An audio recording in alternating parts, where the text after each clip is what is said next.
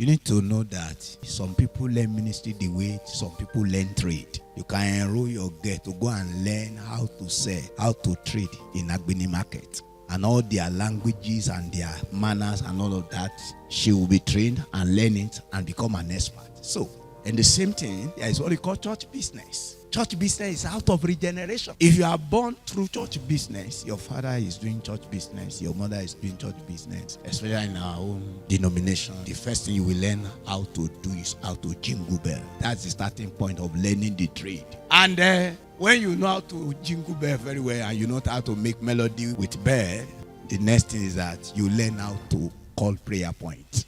Let's thank God. And you will learn how to scream. Jesus, Oluwawa. When some people do that, it's an art. So you can become an expert in church business, in religion, and never be born again.